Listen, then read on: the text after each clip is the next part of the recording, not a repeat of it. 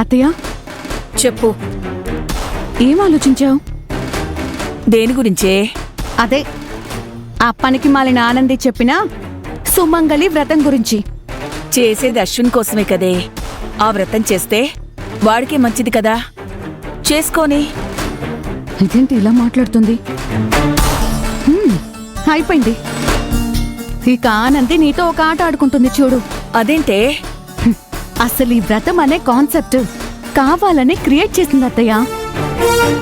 అది తెలియక నువ్వు దాని ట్రాప్ లో పడిపోతున్నావు.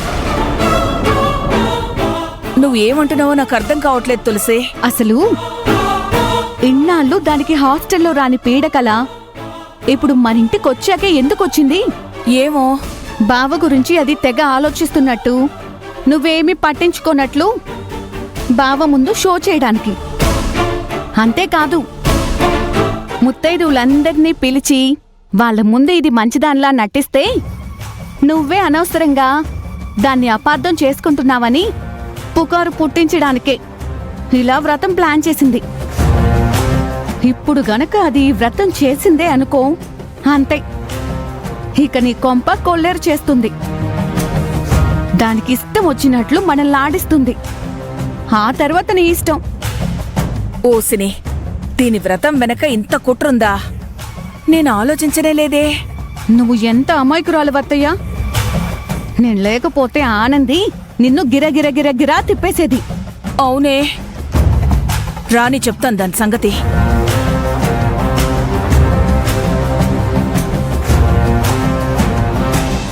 అమ్మా, నీకో సర్ప్రైజ్. ఈ మధ్య ఇలాంటి వేషాలు కూడా వేస్తున్నావా బావా? తులసి, నోర్మై.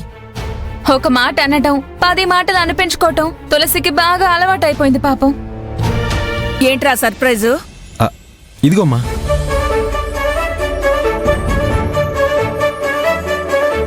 అమ్మా, నీకిష్టమైన కలరమ్మా. నచ్చిందా?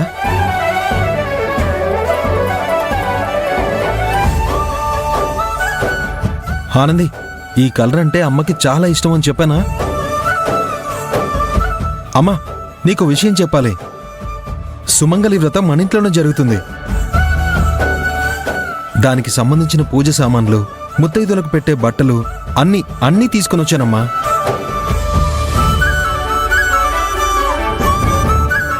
ఏంటమ్మా అలా చూస్తున్నావు? చీర నచ్చిందా లేదా? ఎందుకు నచ్చదు ప్రసన్న? సెలెక్ట్ చేసింది ఆనంది కదా.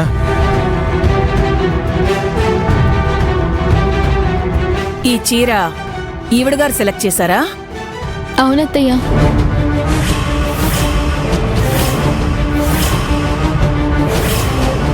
ఏంటమ్మా ఇది? నువ్వు వ్రతం రోజు ఈ చీర కట్టుకుంటావని వదిన ఎంతో ప్రేమగా ఈ చీర తీసుకొస్తే అలా పడేస్తావేంటి? నోర్మయ్. ఎవరు పడితే వాళ్ళు తెచ్చి బట్టలు పెడితే నేనెందుకు తీసుకుంటానే?